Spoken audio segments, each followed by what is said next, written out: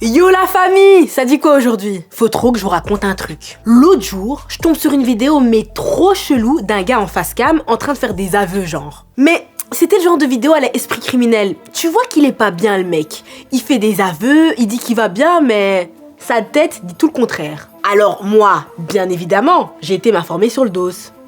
Et là, mon front est tombé.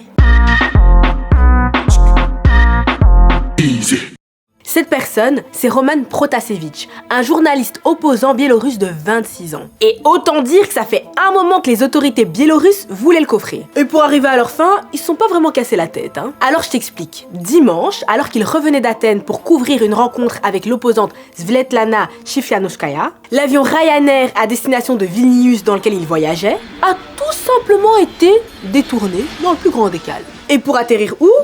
À Minsk, capitale de la Biélorussie, sous prétexte, attention, d'une alerte à la bombe qui s'est avérée, tu te doutes bien, totalement mensongère. Donc une fois l'avion posé, ils ont fait genre de fouiller les bagages, mais en réalité, tout ce qui les intéressait, c'était extraire Roman et sa compagne de l'avion. D'ailleurs, il a très vite pu redécoller, mais sans eux bien sûr. Et lundi, qu'est-ce qu'on voit? Bien une vidéo de Roman diffusée à la télévision où il fait ses fameux aveux. Также сейчас я продолжаю сотрудничать со следствием и даю признательные показания по факту организации массовых беспорядков. Отношение со стороны сотрудников ко мне максимально корректное и по закону.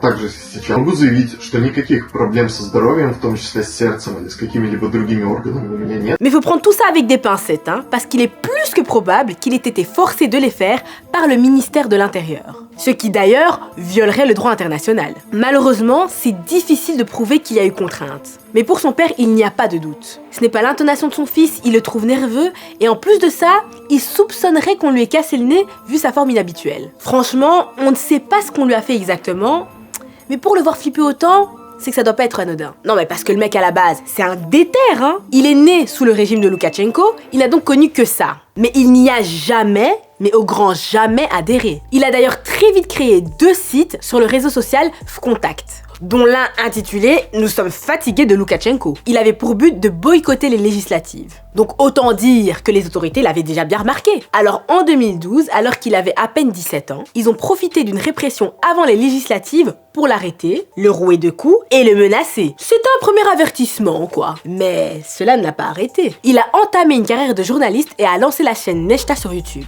Il y publie une série de vidéos satiriques très critiques envers le régime. Et très vite, il en devient même rédacteur en chef. Ce sera d'ailleurs le principal canal pour appeler aux manifestations et donner des conseils sur la façon d'éviter les cordons de police. Les autorités biélorusses ont qualifié la chaîne d'extrémiste en l'accusant d'attiser la haine sociale. Alors en novembre, la Biélorussie a émis un mandat d'arrêt contre Roman pour son travail chez Nechta, déclarant qu'il était impliqué dans une activité terroriste. Mais lui, ça fait depuis 2019 qu'il s'est tiré et qu'il vit entre la Pologne et la Lituanie. Parce qu'en Biélorussie, il est déjà poursuivi pour organisation de troubles de masse. Après franchement, je pense que personne n'aurait pensé qu'on détournerait carrément un avion rien que pour lui. De son côté, son père pense qu'il se serve de lui comme exemple. En mode, regardez ce qu'on est capable de faire.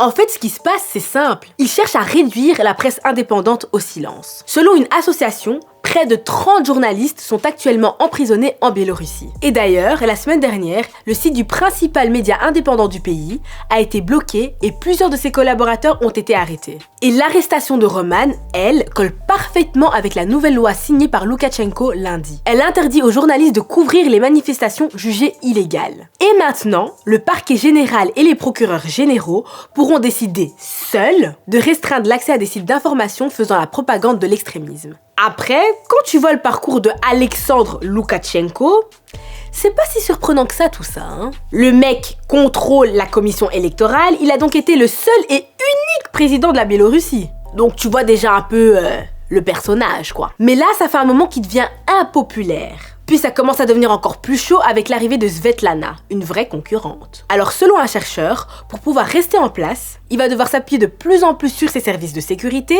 et transformer la Biélorussie en état policier. Lors des précédentes élections, il a d'ailleurs mis à l'ombre 3 de ses principaux concurrents et n'a pas hésité à faire arrêter plus d'1 millier d'activistes. Puis il est quand même considéré comme le dernier dictateur d'Europe. Mais en vrai, qu'est-ce qu'il en a acquis lui tant qu'il reste au pouvoir? En 2012, après avoir été critiqué par l'Europe, il a déclaré en s'adressant notamment au chef de la diplomatie allemande, qui reconnaît ouvertement son homosexualité. Hein. Guido Westerwelle crie à la dictature. Quand j'ai entendu ça, je me suis dit, Mieux vaut être dictateur que homosexuel, mais Dieu jugera par lui-même. Ouais, pas commode le mec. On a compris un petit peu dans quel tintouin on se trouve, quoi. Mais toi, est-ce que t'avais entendu parler de tout ça, ou bien la Biélorussie, tu connaissais même pas? Mais surtout, qu'est-ce que tu en as pensé? N'hésite pas à me dire quoi en commentaire, et en attendant, tu prends soin de toi la famille. T'as kiffé cette vidéo? Allez, je sais que t'as kiffé. Alors abonne-toi. Abonne-toi! Attends, ou peut-être c'est là. Ou là, bref, je sais pas. Abonne-toi, quoi.